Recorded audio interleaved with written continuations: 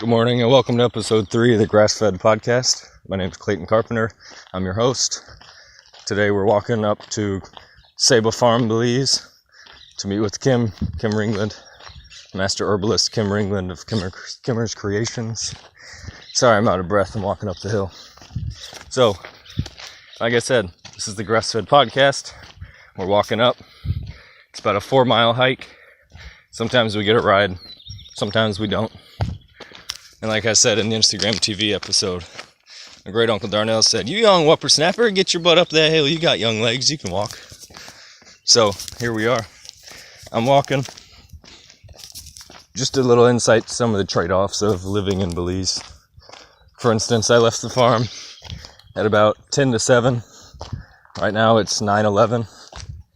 So I caught the bus about 10 after 7. About 2 hours to get where I'm at. I've got another, it could be as short as 20 minutes, it could be as long as an hour and a half to 2 hours. I'm just going to keep walking. If I get a ride, cool. If not, I get a really good workout. So basic things like that, people here, they say, hell no, why? Get a car, get this, get that. And no, it's not worth it. The overhead of having a vehicle in this country with gas prices, insurance, just routine maintenance. Some of the roads really suck. It's like the back roads of the States. In some places, a lot of places have perfectly paved roads. I wouldn't say perfect, but there might be a few feet of perfectly paved road. Here's a car passing by.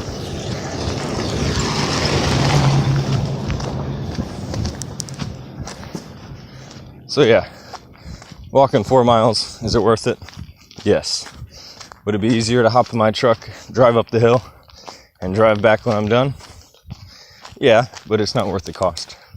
So, I'm headed up to meet Kim. Have a wonderful morning. This is the Grassfed Podcast, episode 3. Night. Kim Ringland, Clayton Carpenter. They take me George to places I never could go and allow me to learn things I never would have learned. That's good. Because most movies are based in fact. Parts of it are, yes, bullshit and made up, but...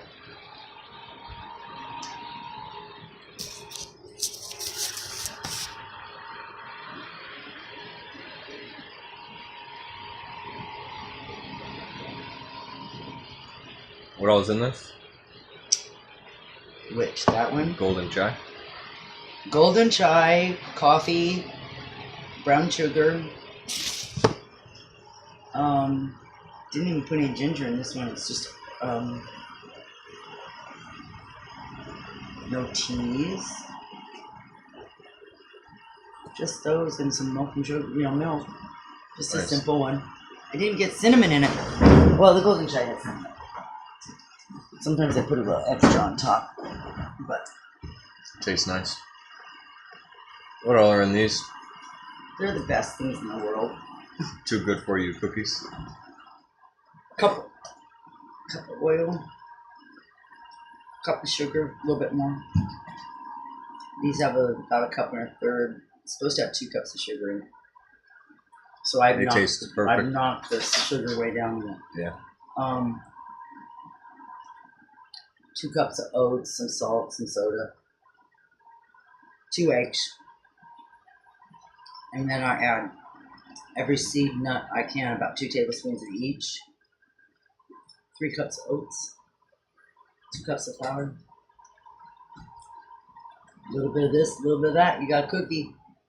They're damn good. They're so, I put these have almonds, pepitas, chia, sunflower seeds, flax, and sesame seeds. No hemp seed. Hi, baby. Hey, my baby. Mama's baby, huh? You use your pen. Mm-hmm. All right, let's talk about Come here. the products. Products. After you do your dog thing, what are you giving her?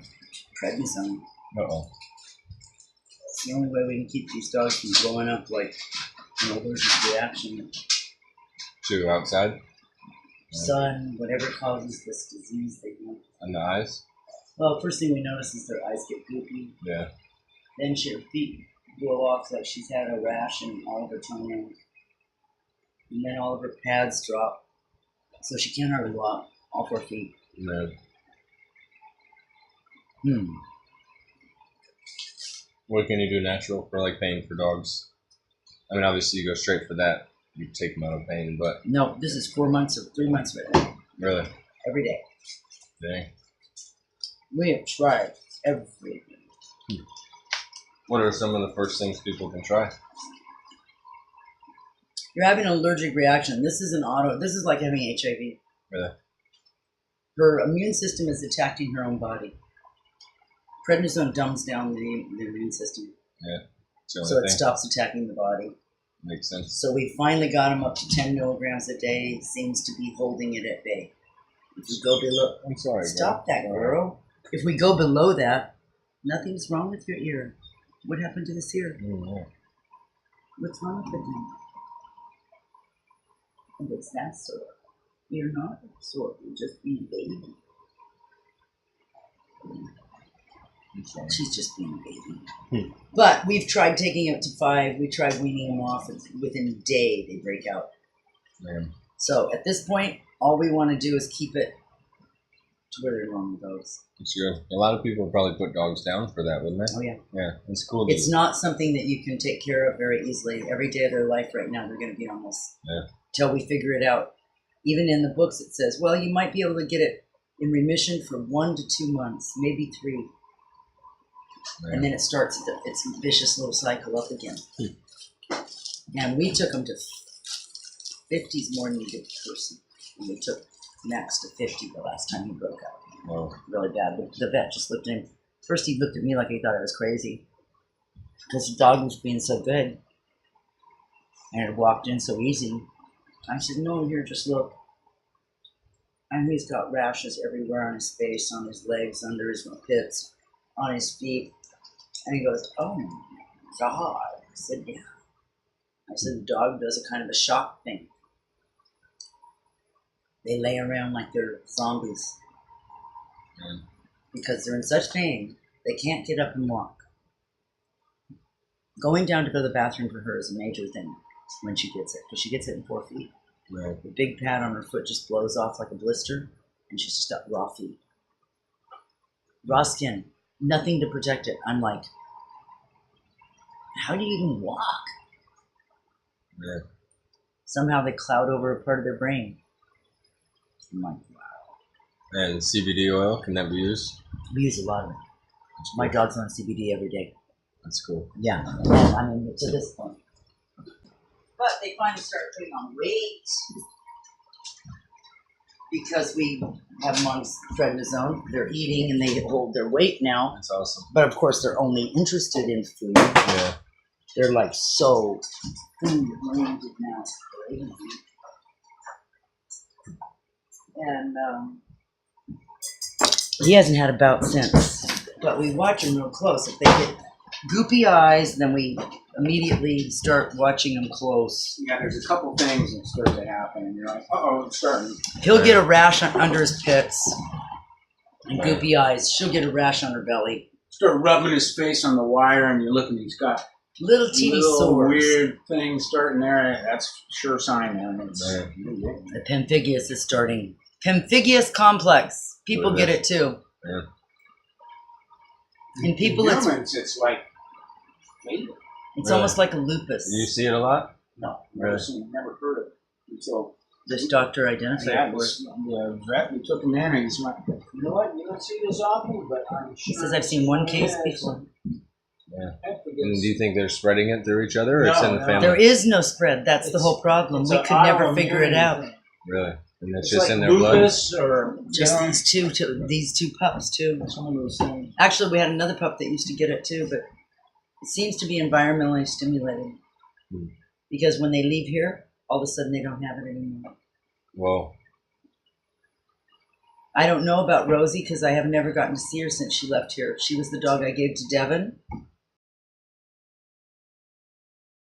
And in a lot of ways, Yeah. we didn't need another one. That's why I was trying to get rid of one.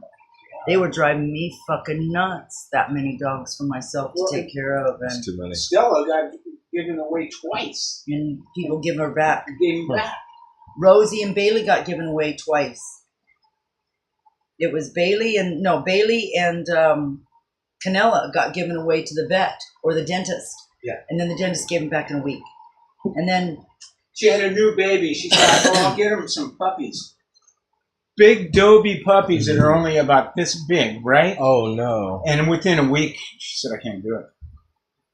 And so we got she had those a back. year-and-a-half-year-old baby, and she thought somehow the baby was going to raise the puppy. The only one we never got back is the one that they paid us for.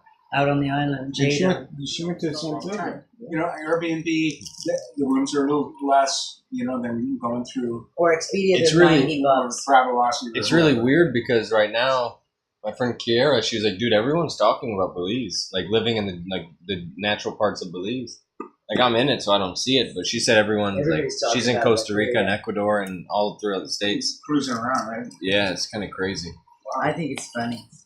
I think Because it's I've been cool. doing this all my life where I start doing shit Yeah, and getting away from other people's Then shit they start and then coming. find out that they're all going to do it.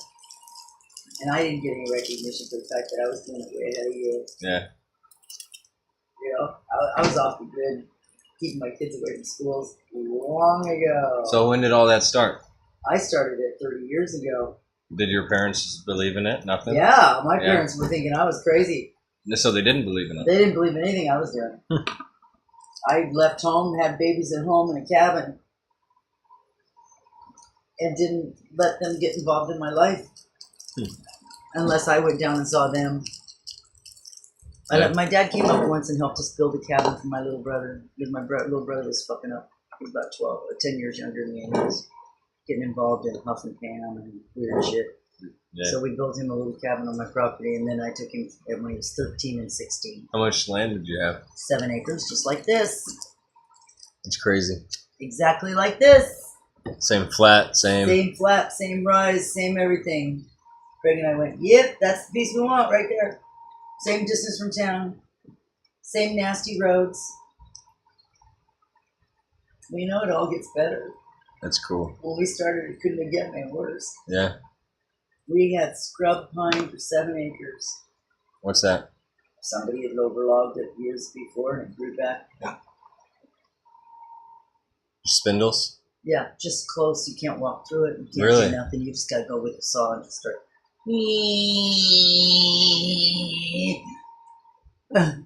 So just so you can walk. Overlogging. You get rid of all ones. You don't have any multiple species or multiple layers or multiple stories in your forest. You've overlogged the shit out of it. What we've done here is we took out all the cockspur. Cockspur was this close. Wow. You couldn't walk. There was a few big trees. We found them. We liberated them. How do you do that? Just get everything away from it. All the vines, all the cockspur, everything away from it. And allow it to grow free. And see who can come back. Didn't you say there's some sort of succession that they come back in? Oh Certain- yeah, well we had to see who could come back first. What And was it? then once we saw who was strong, then we left the strong ones and kept taking out the small ones so that we wouldn't have too much competition. Because this soil is very pitiful as far as food sources. Trees do well. Top story usually sucks all the nutrition for the first 2 feet. And then the trees, if they got good taproots, get deeper and they do better. But they're osmotic pullers. They grow hydrostatic pressure. Trees pull water to them. So everybody says you don't have a well, well, the tree by it. Wells with trees by them have water. Makes sense. So Julio at the farm plants tomatoes around under the trees for the shade and the water pumping. Yeah. Those plants are bringing water up. Like a straw. So yeah, they'll get in your well eventually and compete with you too, but No we all help at the live on same the planet time. together. Yeah. They also clean the water while they're in there. So Interesting. which one's the worst? I don't know. What was your land? How old were you when you got your other land? 20 something. Greg and I bought it at 20-something, and then we had the babies by 26, and we raised them there till we were 34 or 5, and we sold that piece and moved down below where we could get the kids in and out a little bit easier so they could have friends and do more stuff. Makes sense. You know, because they were kind of isolated up there. We had some friends up the road and down the road, but they're miles away.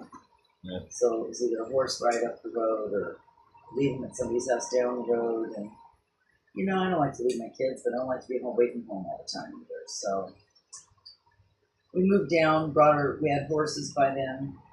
So I could just turn the kids loose in the valley. And they'd just take their horses to their friends' houses. We all had a church out there in the valley, so they were all friends through this little church. And they're all homeschooled. You know, off-the-grid Christians.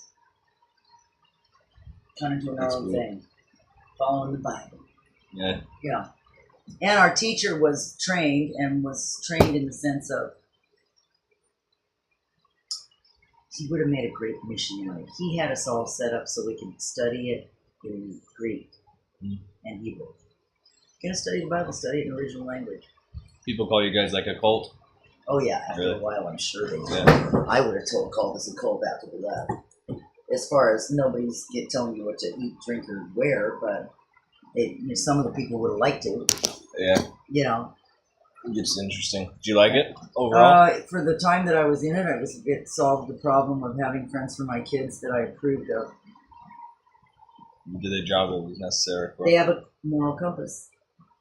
There's a right and wrong, not just a free world of you can do whatever you want, to do whatever you want, and nobody's going to say anything to you. I can approve of that. My brother applauds our Lutheran school beginnings at that too. My daughters are now. Yeah. There was a time when they went, God, you guys ruined us in this cult. And you go, yeah. It's like, we needed something at the time. And we needed something that had mothers and fathers and kids and all people that kind of agreed on a basic line, and you could leave your kids with people and know that they weren't going to be doing shit that you didn't want them to be doing. Like, no, I don't let my kids watch those TV shows, please. Unnecessary. They don't need to know all about sex yet. They're only 7.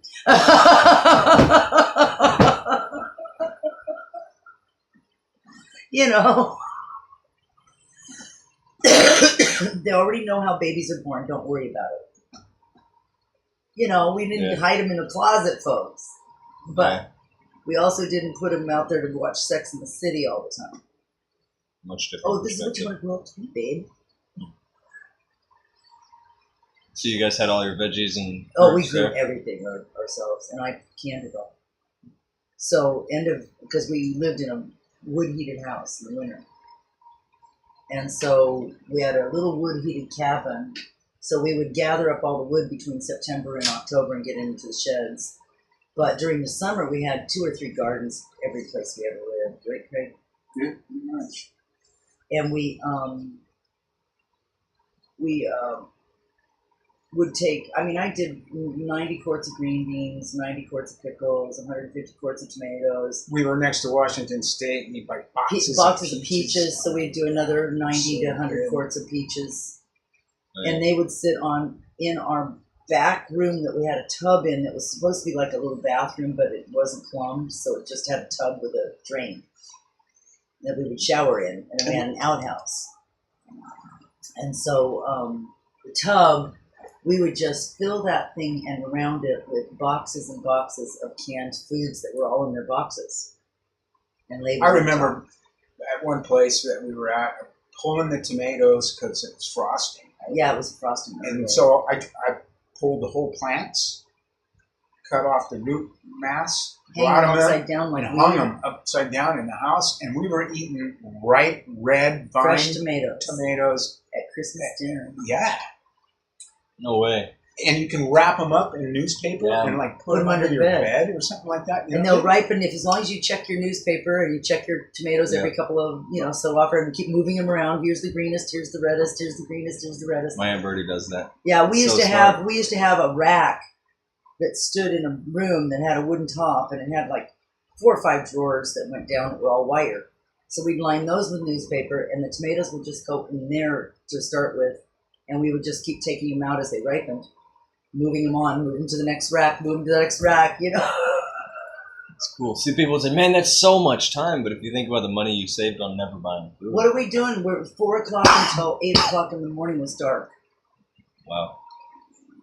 4 o'clock in the afternoon to 8 o'clock in the morning, pitch fucking black. Yeah. You know, you got a lot of time in the house to do shit when it's freezing fucking cold outside, man. We would go skiing and stuff at night when full moons were around because the snow would light up like Christmas, and you could go get out your cross-country skis. And where exactly was it? Up in northern Idaho, about 50 miles south of Canada. The most extreme opposite of this weather that you could ever get. Yeah, pretty much. Damn. Why I will never return, because I don't do that weather anymore. And I had a friend who wanted to buy it this year, and she said they couldn't talk my family into doing the winters. Too bad. Well, shout out to anyone who wants to buy it. Yeah, I'd love to sell it, man. Sandpoint? Yeah, Sandpoint, Idaho, and it's $180,000 for a 3-bedroom house on an acre with a huge, gigantic freaking barn that Craig built. Really? Still standing? Oh God, yes, it's a beautiful barn. 30 by 28. About as big as I want my house. Had. Awesome. I told him I want a 30 by 20 house pad up the hill. What do you think, Craig? Big. Too big? I don't know if it's too big. That's not that big. No, it's not. No. This is the plans. You have it all drawn up? Of course. Nice. I don't do anything that I haven't drawn up. 30 by 20. The bathroom will be off the pad. This is west, south, east, Ceiba. The big Ceiba. So it sits like that up the hill. And the kitchen is 16 by 16. I think it's 16 by 14. And the bedroom was going to be 10 by 12. And there was going to be 4 feet between them here, so they won't even have a connecting wall. So you got a breezeway for air. This is all open. This is all porches. That's cool. Porches. And then if you put in some sort of carport, I would assume it would be off this side somewhere so you could drive in, get into the porch, head for the living room, kitchen.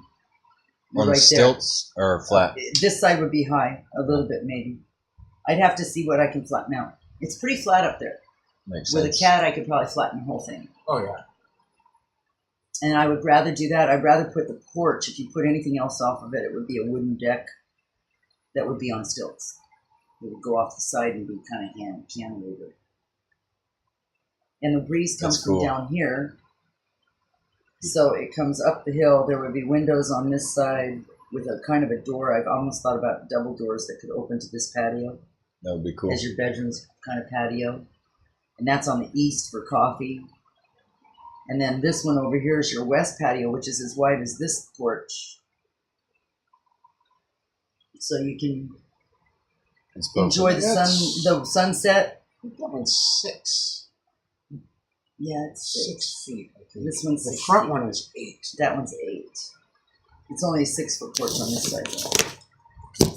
And I thought, well, that way you've got most of your living spaces over here. You've got a living room, kitchen that faced east, so you get nice light in the windows. You come straight in here to your kitchen, living room, put your shit away. Freezers would probably be, I don't even know. We'd have to think about stuff like that. But then if you did a second story on top, that was all deck, covered deck. That would be cool. For visiting, hanging out, maybe screen a little piece of it like we do around here where we don't have the doctor flies then. Are they bad here? Oh, God. We've had them bad right now. They bite? They kind of come and go. They bite me. Right now there's a big hatch going on. You go stand out there for a while.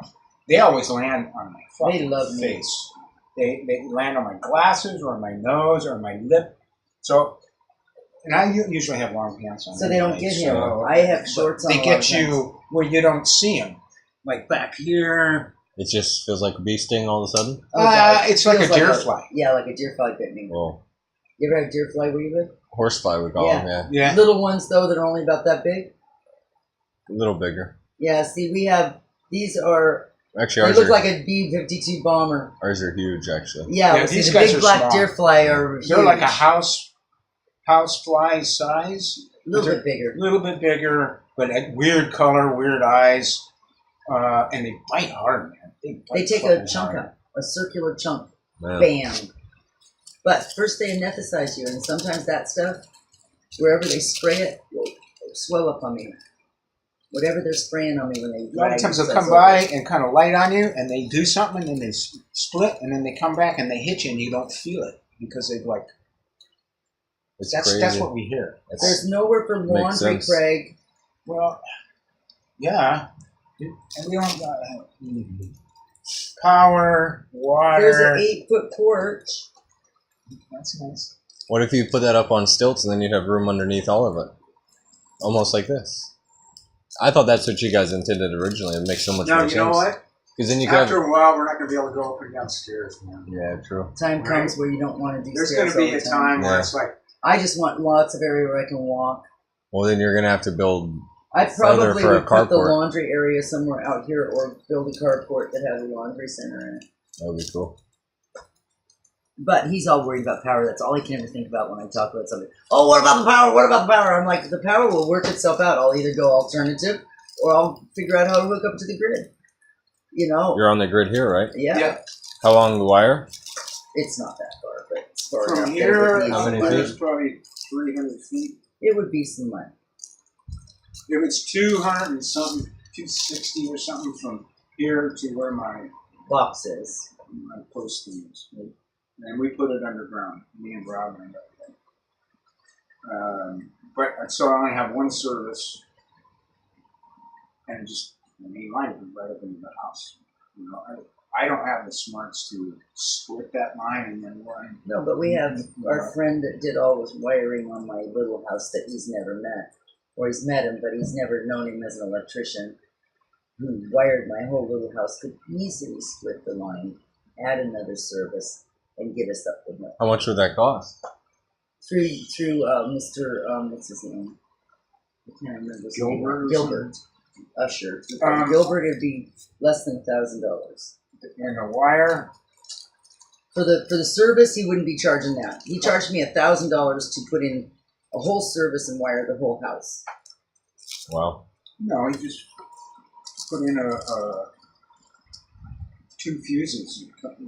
Yeah, but whatever he did for that house, all the wiring, all the fuses, the switches, the lights, everything was $1,000. And I only have one line that doesn't work the way it's supposed to. It works, it's just not. I just need Gilbert to come back and figure out what's wrong with it. And now that Gilbert's back in the neighborhood, I can probably do that. He was out in San Pedro for a while. I can wire a house, and I can wire a fuse box and all of that shit. Yeah, splitting wires is a weird thing to me, though. But the main line that's underground, I don't know how you split that. If I wanted to make another leg or another run off of the same line, right? Yeah.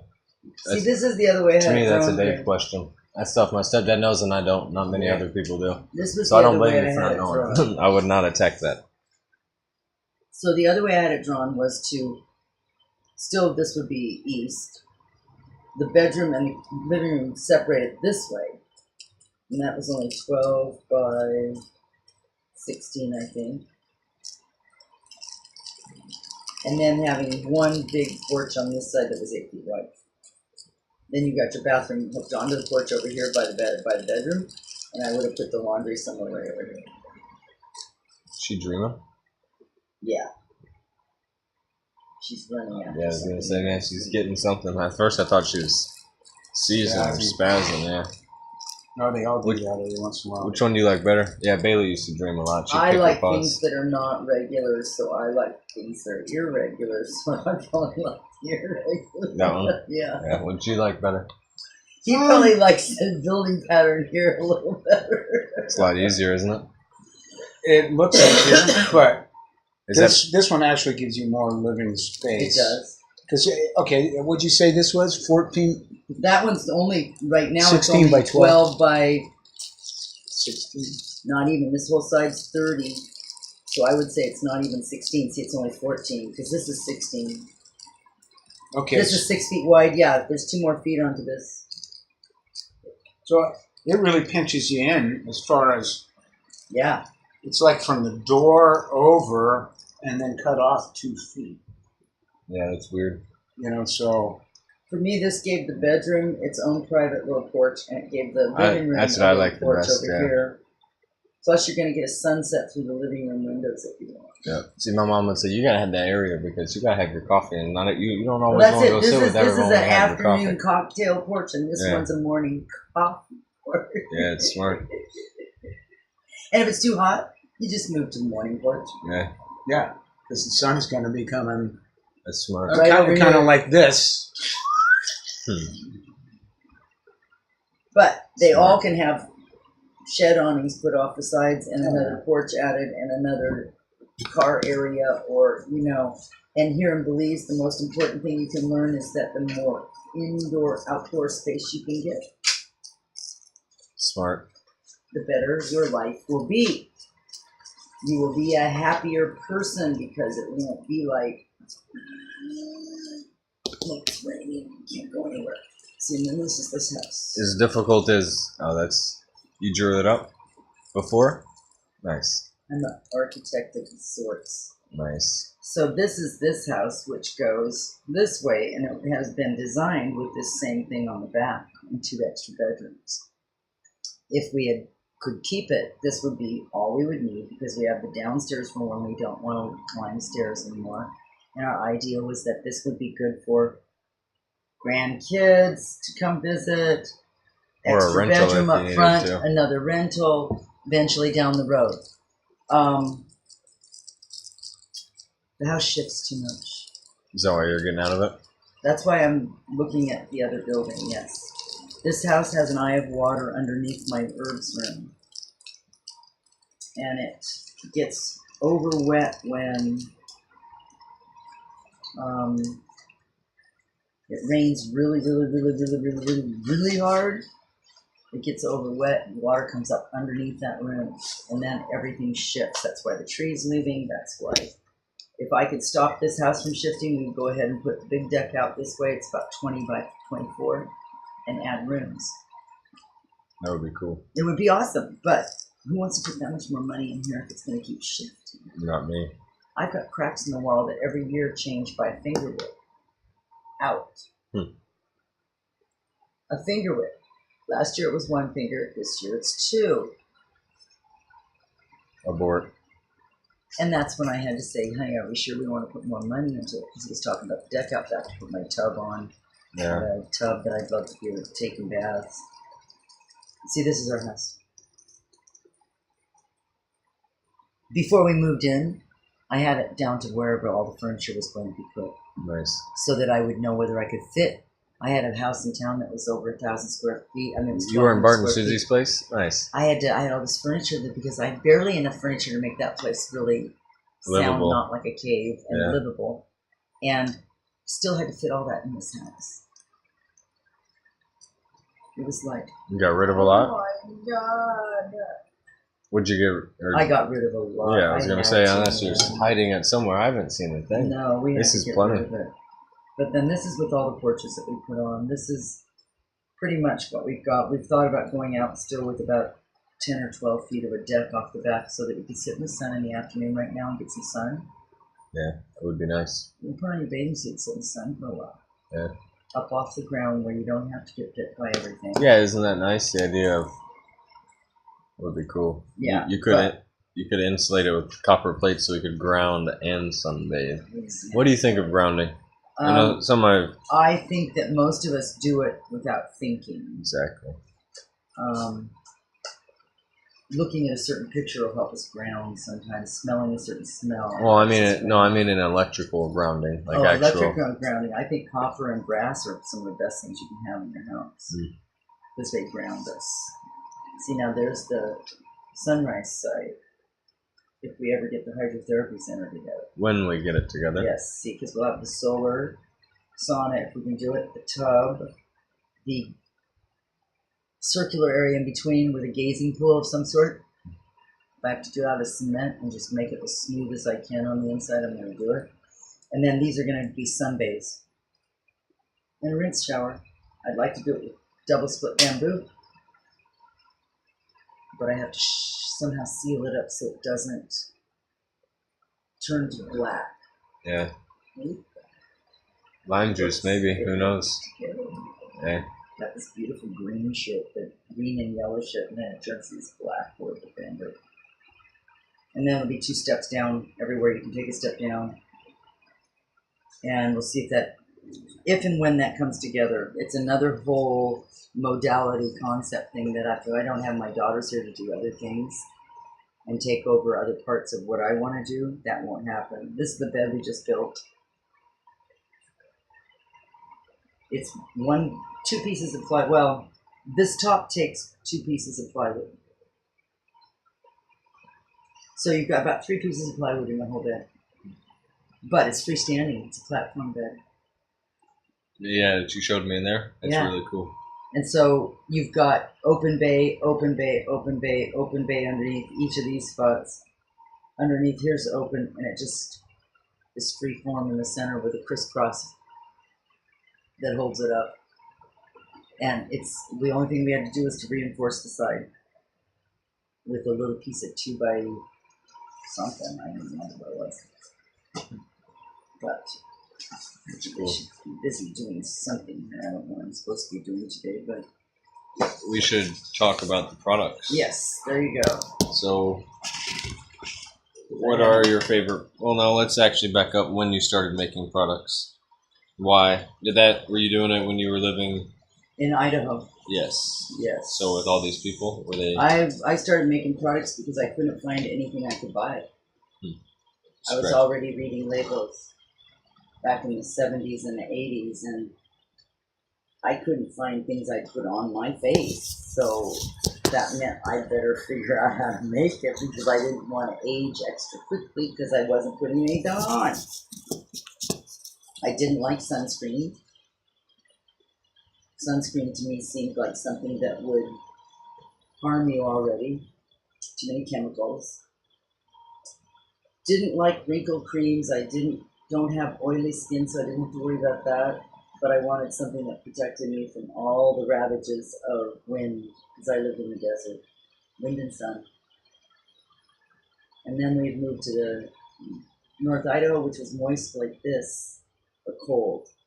And the cold makes your face feel horrible. Dry it out? Or? Yeah, dries it right out. Craig would come in and he had whiskers that were just frozen. His whole face would be covered in snow. And just from breathing.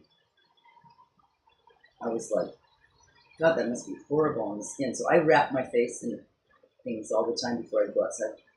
So the cold couldn't touch it. What were you using to make? What were you making then? I was using mostly coconut oils and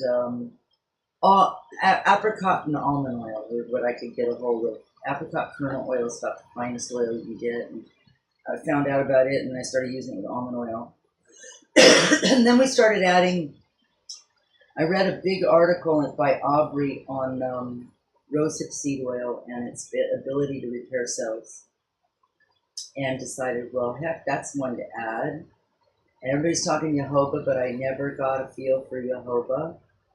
I now put a little argan nut in because argan nut is another one of those oils that has this really incredible feel and has the ability to heal cells. And then we went to evening primrose. Is that a flower? It's a flower and very small, tiny black seed. And that one is very good for women's hormones. So I decided putting a little of that in there would be really good. And then after a little while, I found raspberry seed and pomegranate seed oils, which are, again, really fine seeds. So press the oil out, takes a bit. And they're very small lipids, so they soak into our face the way they should. Our face has a smaller fat molecule or smaller pore count than most. And we try to pack waxy, heavy, even coconut oil on our face, and we stretch our pores by doing that, because each of the lipids on there is bigger than our pore by 4 times.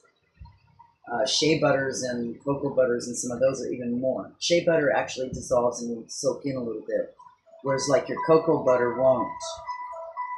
And so it's kind of like you have to pick and choose. You don't want to stretch your face out. You want to keep it supple. So what are your yeses and your nos on face? My top ones are what's in the EVR now.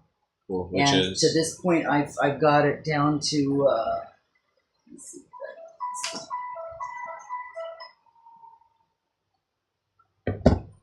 Don't answer phones when I'm busy. Sorry. Everybody should know that by now. Okay, so what I've done with EVR is it's been a process of trying to find the best skin repairer I can get for my serum. Not making it cheap, but making it wonderful. So it's got a little grapeseed oil in it, rosehip seed oil, raspberry seed, hemp nut, but you never want to use much hemp. It can dry skin out. So we only use a tiny bit of hemp. And we make a copal oil and evening primrose oil. And the copal oil is made in cahoon oil, which has a smaller lipid than coconut oil. So we'll use a little of that cahoon oil to carry our copal. All of those are environmental repairers. That means they repair your cells after your cells stop dividing and making new skin, which happens at about 50-something. We get new skin cells, but not at the rate we were getting them at before. So now if we can't keep these skin cells happy, then we will have problems. You know, they're going to break down, become less plump. Those are the things people are bummed about. Their face droops. They've lost a little bit of texture. These are my favorite oils for giving it texture. I only use them in the morning. Their sunscreen to about, SPF is about 40. And that means I don't need any other sunscreen on my face, but I don't put my face in the sun. 20 minutes, around 9 o'clock is good. So if someone's in the sun all day, would you recommend them using this all day? Oh, yes. I would recommend them putting it on in the morning and probably around noon. You know, and then after that, I would just, if you had to be in the sun at nighttime, yes, maybe, you know, in the evening. But you're softening your face. When you soften your face, you allow gravity to pull your face downward towards gravity. That's what wrinkles really are, is gravity. And so what I prefer is my Alive toner. And the Alive toner is a kombucha, which is alive, a colloidal silver, and a rose water. And those are going to take your face and tighten it and pull it back up towards your scalp. It's the only way your face is going to fight falling is toners that bring it up. A little green tea at night. That's the kind of things to wash with. At night, green tea, wash in the morning with a little baking soda. Now you've pH'd your face. Spray the vinegar spray on it, which is a beautiful pH. Add your EVR, you're done for the day. Put your makeup on. Give it 5 minutes. If it seems a little oily, pat it. But it won't be oily, it'll soak right in. These oils go deep. The toner has been the best thing I've ever done for me. What's in that? It's the Alive facial toner. The kombucha has hyaluronic acid in it. And it also has malic acid, which is your ACV. It's got lactic acid, which comes from yogurt. That's another mask that's supposed to be wonderful for your face. The amount of gluconic acid. It's got all these acids in it that are so good for your face. And you spray that on and go to bed, you're in good shape. You don't need a lot of moistures at night. When you're at night and you moisturize your face, okay, you don't have gravity, but now if you roll over on your pillow, shove your hand underneath there and get your cheek all messed up, you know, you've got your face is just going to form to whatever you slept on or like all night. Like my brother when we were growing up, usually the remote. Yep. plastered into his face. So a soft skin will do? Yeah, you know, and it'll come back. Yeah, it'll come back. The younger you are, the faster it comes back. The older you are, the less fast it comes back. The most important thing to healthy skin is how much water you drink every day. Water, another water, add some lemon, add a little bit of molasses, add some cayenne, water. Every process in your body wishes you would drink at least another liter. So what about for dry scalp? What do you make for that? I make it's now a tropical formula, but it's called Kimmer's Killer Scalp Tonic. And you just, after you wash and shampoo, I've got a little device, you just put it right up into your scalp. Just like you were coloring your hair, you massage it in. Smells awesome. I used to get dandruff and flaky stuff, and my hair was starting to thin out a little bit, so she made it for me, and I used it really religiously for several months or whatever, maybe more. And I've never had dry, flaky scalp. You never had dandruff again? She just started making it again. Nice. I'm going to make him use it because he's thinning again. Yeah. But his grandfather was 100% bald by his age. Oh, fucking bald before my mom Was grew born. up. And Yeah, he was 100% bald. he was like bald when he was in his 20s. Yeah.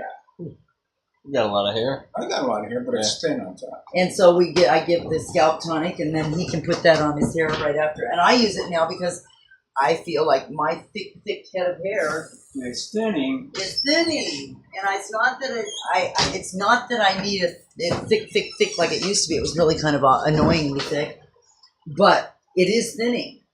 So I've started making the scalp tonic again. Is that it there? Yeah, and Nice. so we've added some tropical herbs to it to help your hair to grow. And so different people have asked me about hair growth formulas, so I finally made one. And this one's so easy to use. You just take your dropper bottle, you just lay it right into your scalp, and just take a dropper about every 2 rows. Work it in. You can do it anytime. Then you just give yourself a little head massage. You know? Cool. And it's just, you get it right down to the scalp. And I like it best when it's wet because it's easy to get in. Mm-hmm. It doesn't want to just stick to my hair. But I love this stuff. I use it all the time. I can smell it from here. It Yeah. smells nice. Oh, yeah. Everything I make smells nice. Because half of the product is the essential oils that go into it. Half of the product is the teas that are made from local herbs. And we almost always have colloidal silver because of its ability to heal almost everything. NASA just approved it for an antibiotic in space. Oh, antibiotic, antibacterial, anti-everything. So people should learn to either to generate it or to buy it at wherever they can get it. Colloidal silver should be on the shelf for any times of stress. And you can find that at your market booth, right? And if it's a special order, we can generate it for you. We have a generator and a meter. So we don't only just generate use in silver. We can tell you it's 250,000 parts per million. What's that process? It's a actual electrolysis. You have 2 attachments that go down into water. One's holding silver. The other one's charging off of a battery. So the water's actually being charged. The water changes color. Works. Oh, it works good. That's interesting. So this is clear water. You start with distilled water. It can't have any what do you say? It can't have any kind of hard, heavy metals in it or heavy minerals in it. See, this is a good rose water when it's done. Wow. You drink that? No, I use it in almost all my products, though. Okay. And we make our own from local roses. So it's refrigerated, so you can't smell it very good. But when it's warm, it just smells like so beautiful. Is it drinkable? Oh, yeah. Rose water is extremely drinkable. You can make a kefir out of it. No. It's just money. I'm looking for my colloidal silver. I must have put it back down on the shelf. But it's about the color of light green tea when it's made right. Yeah. A little bit brown, but a little bit of a green tea color to it. And if it's made right, it's wonderful. And my partner has a generator and a meter. So we don't just make it, we can meter it. That's the Huge parts. How many parts per million? Yeah, because, how do you know if you're doing the therapeutics if they ask for you to take this much parts per million colloidal? You're not getting it. But Makes it's sense. a total preservative. Silver preserves water. The reason they used to throw coins in wells was to preserve the water. Silver coin. Not brass and copper do the same and, thing. Yeah. So pennies, dimes, and nickels used to be made out of silver. Pennies made out of copper.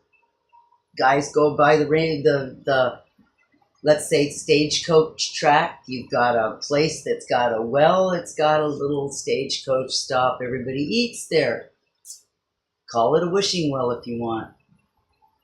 People throw their money in because the wish is that they don't come out of that place sick. So water is everything, and water could be preserved with silver and copper. That's why people used to drink out of copper cups. No matter where they dipped their cup, the copper would make the water. Is that instant? Huh? Is that They instant? would leave it for a certain amount of time. Oh, okay. That's like wearing copper bracelets and stuff Yeah. like that. Mhm. You absorb a certain Certain amount of toxin comes out or something. I don't know what happens. Yeah. to it. Well, it pulls. Notice that this makes my skin used to make my skin blue here. Oh, yeah. Certain times, Mhm. not always, but Yeah. certain times. Yeah. And Weird. so it's like weird. Yeah, when they do those kinds of things, you kind of, What's happening? hey, what's your trip? I used to have something that was, I wore copper bracelets, and I'll go green. green or black. I'm a real green. Oh, person. even the silver. Even silver for me goes black. Well, I've heard that's because it's going to be fake silver, and you're having a reaction to the fake silver. Either way, Yeah. I need to do more macrame for my jewelry. What's that? Tying knots. Oh, nice. These are macrame bracelets. Oh, cool. They can be tied in square knots or spiral knots or If you know how what basket you're doing, you weave can knots. do them real wide. Like You guys make these? Yeah, I make those. She does. I don't. He doesn't macrame. I do. I've been macrame since I was like 16 It's cool. or younger. Yeah. But it was sort of like something that my mom taught me at church camp. Another Happy Jesus thing. Yeah. That's what we call it. Happy Jesus school. Happy Jesus things that you learn. Yeah. Yeah, but those are my two favorite products. Now, third product in my repertoire of skincare products would be my Solar Wise, because it takes what I do for the face and it carries it with coconut oil to the rest of the body, which doesn't have the pore size as the face. So now you get your SPF, and it's reef safe because it floats. So unlike other sunscreens, mine feeds the skin and then preserves you from the sun by just conditioning the skin and allowing it to build its own melanin. It's about 25. So I don't know. I've never taken it out in the sun for a whole day on a boat. So I don't know. Maybe we'd want to put it on a couple of times. We'll have to use it as my brother as an example. There you go. Because he burns with everything. Well, and then Literally everything. the thing about that, though, is that when you get in the water, the oil floats to the shore where it gets washed up in the waves, and it gets ground in with the coral, and it's no longer available. It's a minuscule amount of oil. Yeah, Right? whereas these other swimming sunscreens pool, are just- clay-based and chemical, and they go straight down and they soften the reef and cause it to go, the pH goes way off and the reef stops growing.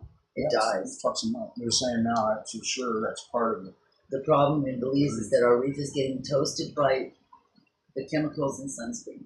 So everybody lathers up and goes Yeah. out in the water, eh? It's like the smell of tourists, the sunscreen and bug spray. Yeah. So I have Solar Wise, which is mostly coconut And oil, SPF, kahuna oil. It's If Yeah. I understand it right, that's how many minutes it protects you from the sun. Like if it's an SPF 15 or 25 or 50, that basically means how many minutes. and you know how they test That it? makes sense.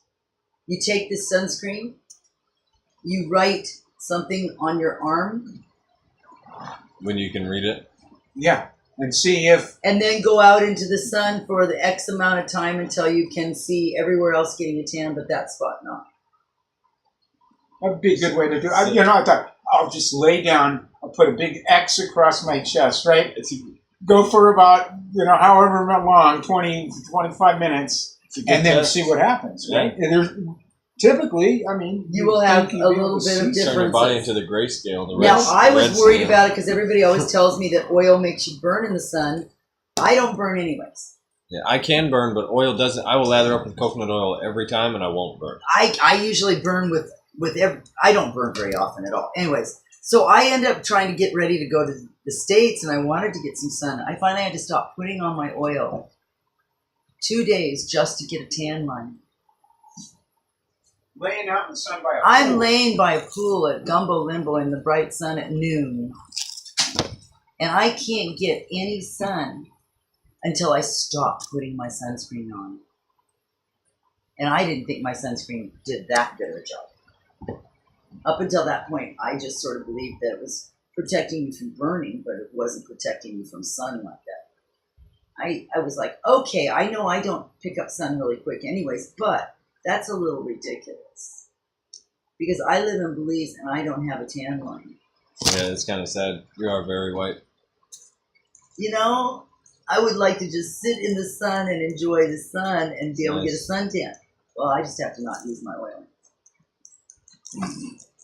I'm like, okay. And then that brings us to the other tourist necessity, Skeeter Beater. Skeeter Beater. Another beautiful smelling product that actually does what it's supposed to. And I use it over oil when I need to be at the beach, and I use it without oil when I'm not in the jungle. Sandflies. Yeah. Fleas, whatever they call them. Sandfly, sand flea, whatever you call it, it just responds best to a big layer of coconut oil on your legs. Yeah. Something you get stuck in and dies. Yeah.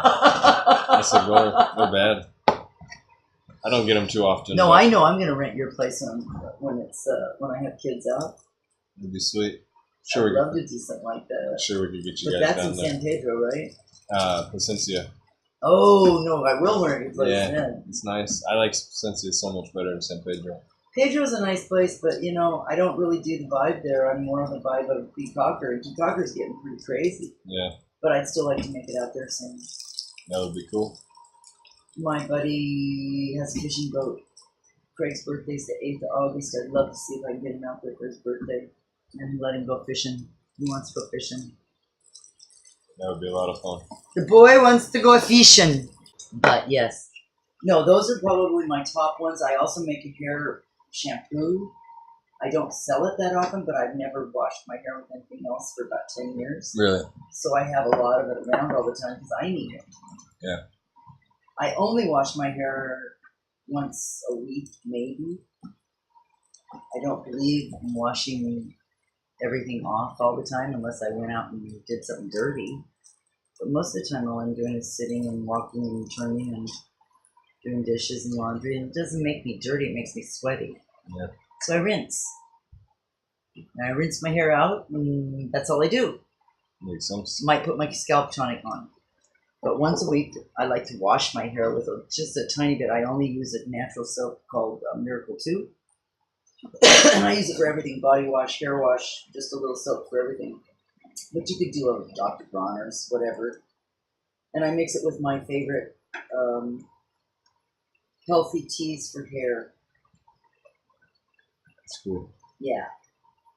And that's a product line I've thought about doing, is just teas that are either for face or hair. So they'd be little packets of tea that you could just put in a cup of water, boil, and use as facial wash. The hair tea, that I usually have a dark and then a light. And you just make up the tea and then add your own Dr. Bronner's to it, or baking soda and Dr. Bronner's is what I use. I use baking soda in everything I clean it. That's awesome. So my hair. Yeah. Smart. Which softens the water, which makes it rinse out so fast. Everything rinses out quick. Yeah, I noticed how good baking soda worked today when I cleaned out just 1 cup. It's so nice. Take baking soda and mix it with lime in a bottle and some water. Clean wow, everything. It cleans everything. The other day I was breaking oils, so that means I've got filters, strainers, everything's covered in oil. threw it in the sink, put my baking soda and lime and water with my little bit of Miracle 2 in it. All the oil just runs off of the dishes. I just went, okay, so pretty much all that story about the only way to get grease off is with Dawn dish detergent is just sort of a story. I don't give a fuck what Dawn has done with the penguins and the otters. It doesn't work that good. It works good, but it's unnecessary chemicals. It's got so, and I'm just not very good at smells that way. I do a lot of smells in my stuff, but there's a lot of good perfume smells. I can't take. Yeah, I do well, those only natural. These are fragrances, not oils. perfumes. Only 100% therapeutic grade essential oil. Yeah. It should be all you ever use. No accentual oils. No essences. You want 100% therapeutic grade pure essential oil. What's that? What? Accentual? Accentual and essentials. Oh, like an essence versus... Yes. Essential versus an essence. Yeah, and they spell it almost like essential oils, only they add an essential oil or something like that. Essence, and it's all about their essence. Yeah. But those are chemically produced. It's like the little stinky trees in cars. We have a stinky tree in our car. I think it's about 5 years old, and we just keep adding essential oils to it. It works. That's all it is a piece of cardboard, a cute little piece of cardboard works. When you just keep your essential oil in the car and just keep adding it to it. Makes sense. Yeah. I make a form of thieves essential oil and carrier oils that's for germs. But I call it Tomb Raider. What about hand sanitizer? Oh, I make one of those too. That one I use a lot of grapefruit seed extract for hand sanitizer. It's hard because nobody wants to use any alcohol in their body, and yet that's the best hand sanitizer. Yeah, people are afraid of alcohol. You should be afraid of what else is preserving. Propylene glycol. Yes. That you smoke in your vape. Yeah, that's bad too. I'm sorry. If you're worried about something like alcohol on your skin, why are you smoking propylene glycol? It's antifreeze. That is where you find propylene glycol, and its highest source is in antifreeze. I'm like, why would you want to put that in a vape pen and smoke the propylene glycol heating? It's a very hard thing to watch people do, and yet you don't have any proof because at this point they still don't believe any of the stories coming out about popcorn lung and different things like that. It's everything's fake news. So we've been told by the president that we don't have to believe anything that's being said or taught right now. Yeah. Especially if it's negative. It's vegetable glycerin, usually in the THC pens, right? Vegetable glycerin. Some of them, but then I was reading the other day because I was trying to see if the vegetable glycerin was safe for lungs. It's not as unsafe, but it's not good. We need coconut oil CO2 extract. Something like that. I just figure it's not necessary if I gotta do all that shit. If it's clean. I'd rather just grab some herb, roll myself a natural cigarette, and smoke it better. Makes sense. Yeah. Processing. One of the things, the new one is to have isolates. Are we sure that isolating one property from the other doesn't just discount its ability just to THC work? or CBD? Yeah. So you should just get a whole oil. Why everybody says, well, you can't make CBD without a CBD-rich plant. I'm like, that's not true. You can make CBD by boiling off all the THC in a plant. Interesting. Ask anybody who ruined their weed oil by making it too hot with the lid off. The only thing left is CBD. Now leave the lid on, raise it up to all the way 400 degrees for about 5 minutes, and you've activated terpenes. And now you'll actually get that China eye stoned off of an edible. But it doesn't happen at low temperature. Terpenes release at this temperature. It doesn't have to be 5 minutes because you just brought it to 415 degrees. Instant inhalation. There's a lot to it that people don't quite get. I don't have access, you don't have access to that. So you just use what you've got. It's a whole plant medicine is the way I look at it. And whole plant medicine to me is probably better. Yeah. Maybe this component of the medicine was there to balance this component or catalyst it. Or buffer it. Or buffer it. Typical. Aspirin. Why do you have to buy a buffered aspirin? Because aspirin upsets my stomach. Why? Because they divided salicylic acid off from its buffering agent. In the natural plant. In the natural plant, the bark has both. It has a mucilagenic buffering agent with salicylic acid. But we wanted more salicylic acid at a higher rate, so we just separated them. Oh, an isolate again. Another isolate, shall we say. And now you've got people with bleeds in their stomach and ulcers because they took too much salicylic acid. Oh, we didn't really realize it. I can't take it at all. I get a bleed right away. So I do white willow. How do you consume it? As a tincture. I make my own white willow tincture and I'm good. But I can't take an aspirin over the counter. I start bleeding right away. So, what's in your roots for pain? 2 types of turmeric, ginger, passion vine lobelia, Vervain. and vervain. But it doesn't have white willow because we can get it. You could put that in, couldn't you? I like to keep lots of separates, Yeah. single herbs on the counter. Because if somebody comes here and talks to me at my house about what's good for them, we go down to my little room of bottles and we brew them their own bottle of medicine. Otherwise, I make gold standard medicine on the shelf that may or may not touch what you have individually wrong with you, but I try to make it broad spectrum. I consider herbal healing to be a shotgun, not a marksman's, what do they call those guns, Craig? Rifle. Sniper. Yeah. I can't look at you and sniper shot what's wrong with you. So I just hit you with a scattergun. One of them will work. Smart. Makes a lot of sense. Yeah. And to me, that's the best way to approach healing. Try a lot of things. If something doesn't feel like it's working for you, listen. Yeah, it's intuitive. Maybe your body's saying, that's not working for me. Now, it might have worked for your buddy or your wife. Or it may have worked for you for a while, but not anymore. Now it's not. Well, maybe we've evolved past that. We are evolutionary style creatures. We just move through things and adapt. There's several herbs in the world that are what we call adaptogens. And adaptogens adapt to whatever's wrong with you. Moringa, astragalus. Oh my God.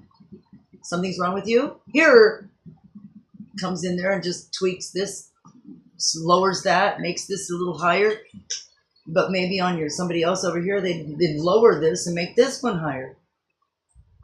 It doesn't work the same.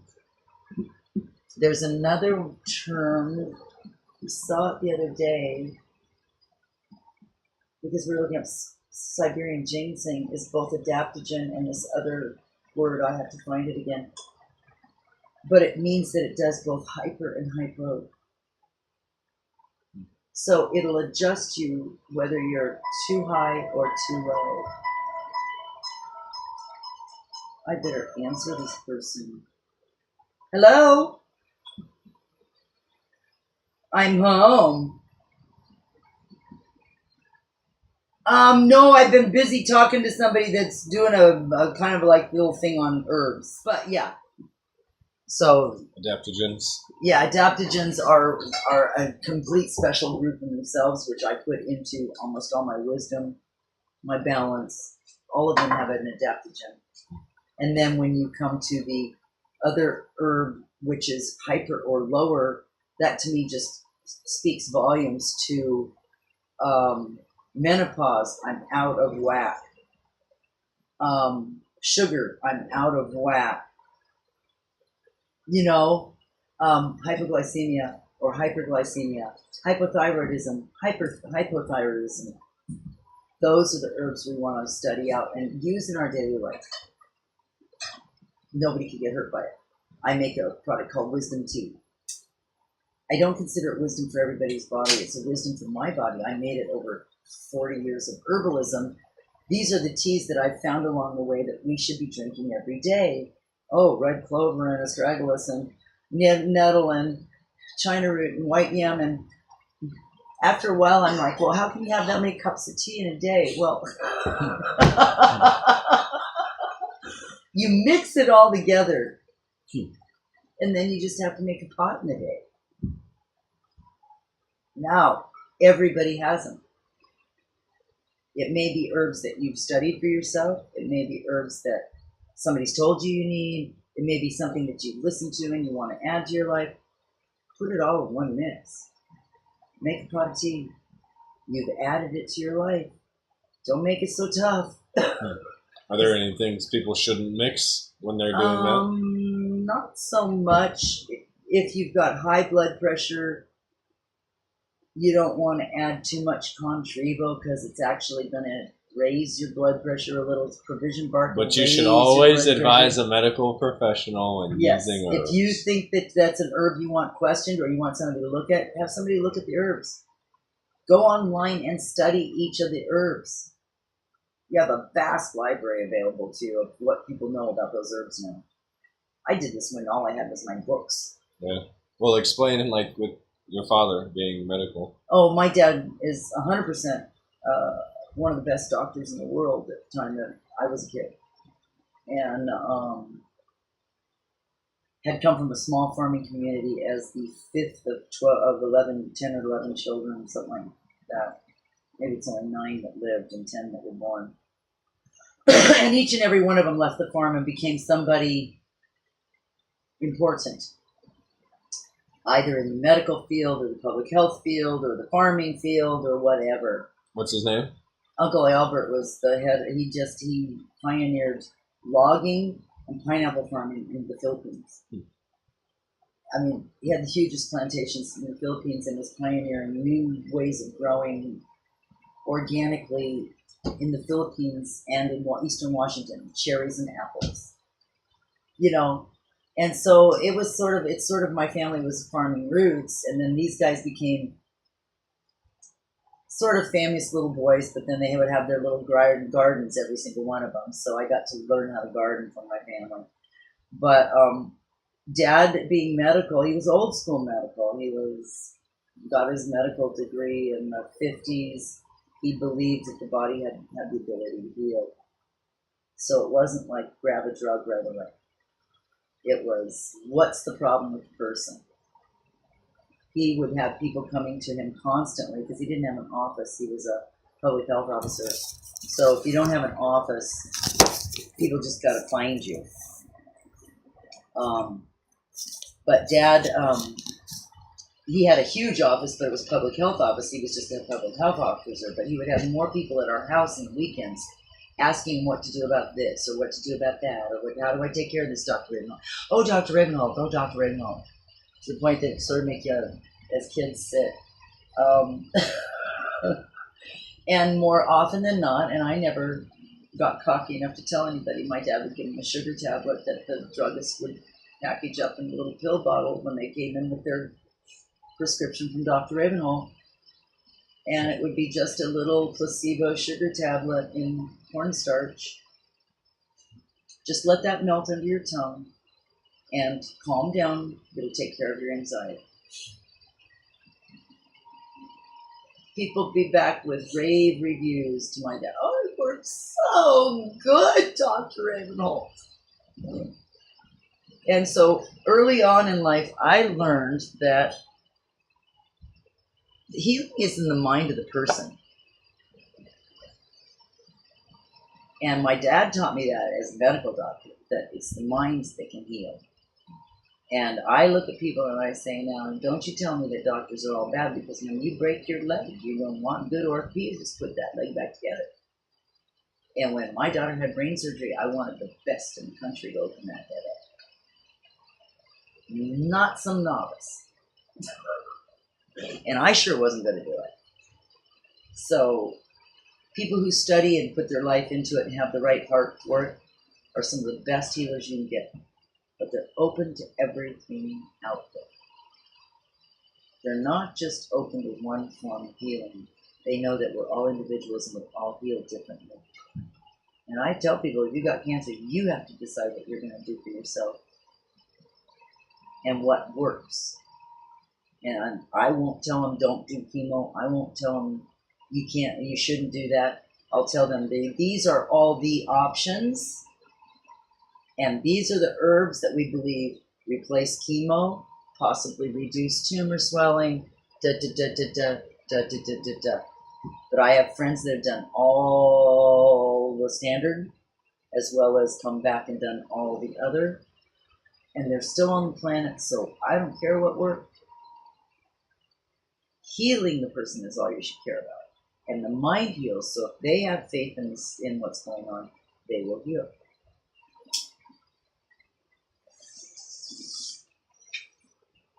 It'd be nice if we could just program it. I think it's gone. I have to clean it well. Yeah, I have no loss. It needs water.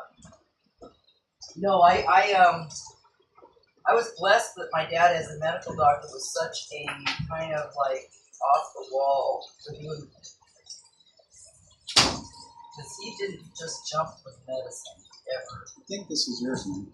Oh yeah, it is. Thank you. I was just thinking about it. Water, Thank you. water. Mike would love us to come up and visit. Yes. So I would like to go swimming, and I've been on my ass too long. Happened last Sunday. Some people showed up out of nowhere. The people that had found me at market because they saw all the, and they stayed for 6 fucking hours, and I just sat and talked for 6 hours to these people. It was like, I wanted to watch my tree come down, guys. You know. Yeah. They buy things from you? They bought a little bit, about $50 worth. Cool. So it was worth it in the fact that they gave me $50 at the end. Yeah, it's nice to meet people, but people need to understand that have a regular life going on too. Yeah. So if they come see you, spend some moolah, people. So we're probably gonna go down to the pool with the neighbors here, maybe go swimming.